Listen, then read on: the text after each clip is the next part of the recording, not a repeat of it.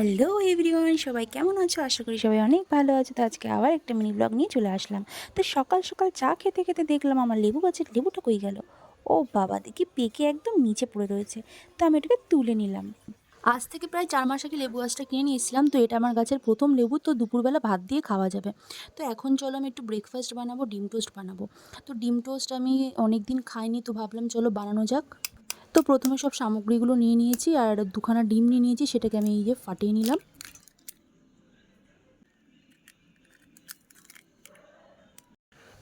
এবার একটু নুন দিয়ে দিলাম সামান্য স্বাদ মতো। আগে থেকে কেটে রাখা পেঁয়াজ লঙ্কা কুচিটা দিয়ে দিলাম আর সামান্য চিনি অ্যাড করবো, তাতে একটু ডিম টোস্টটা মিষ্টি মিষ্টি লাগবে খেতে। ডিমগুলো ভালো করে ফেটিয়ে নেওয়া হয়ে গেছে। এবার আমি ব্রেডগুলো এপিট ওপিট ভালো করে চুবিয়ে নেব।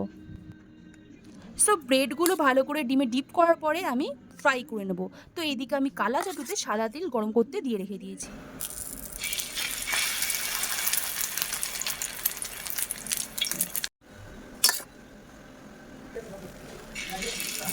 এই ডিম টোস্ট ফ্রাই করতে করতে হঠাৎ জানি কার ফোন এলো, ওটা ধরতে গিয়ে হয়ে গেল এই কাণ্ড।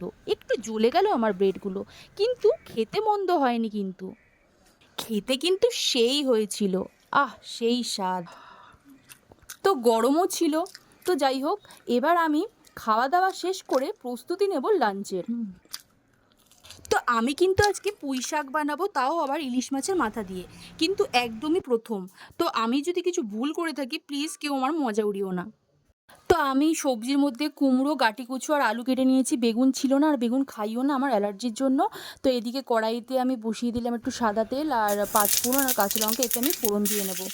আমি কিন্তু পুরো নিজের আইডিয়াতেই করছি। আমি মাঝে সাঝে মাকে দেখতাম রান্না করতে, তো যতটা পারছি আমি আমার মতো করে করছি। তো এইদিকে ভাতও বসিয়ে দিয়েছি আর একটু আলু সেদ্ধও দেওয়া আছে এতে।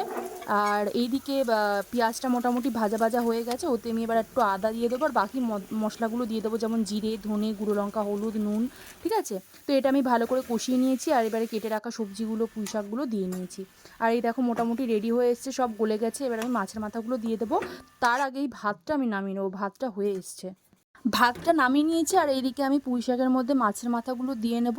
দিয়ে একটু মাছের মাথাগুলো ভেঙে ভালো করে একটু নাড়িয়ে চাড়িয়ে নামিয়ে দেবো। ব্যাস হয়ে গেছে আমার পুঁই শাক। আর এইদিকে একটু আমি ডাল সেদ্ধ বসিয়ে দিয়েছি, কাঁচা লঙ্কা, নুন, হলুদ দিয়ে, মুসুর ডাল। তো আজ সকালে আমি আমার গাছের লেবুটাও কেটে নিয়েছি, এই ডাল, এই পুঁই শাক আর এই হচ্ছে একটু চিকেন কালকে রাতে।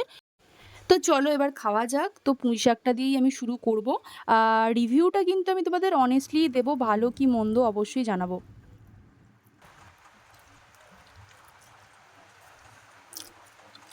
আমি সত্যি বলছি, এক ফোঁটাও মিথ্যে না। অসাধারণ খেতে হয়েছিল পুঁই শাকটা। যদিও আমি প্রথম রান্না করেছি, এত ভালো কী করে হয়ে গেল আমি নিজেও জানি না। তো এবার আমি মুসুর ডাল দিয়ে নিয়েছি, এটা দিয়ে লেবু দিয়ে খাবো আমি, কারণ পুঁই শাক দিয়ে তো আর লেবু চলে না। তো দেখেছো কত রস আমার গাছের লেবুর, ওফ অসাধারণ। আর পাতে আমার কাঁচা লঙ্কা তো লাগবেই।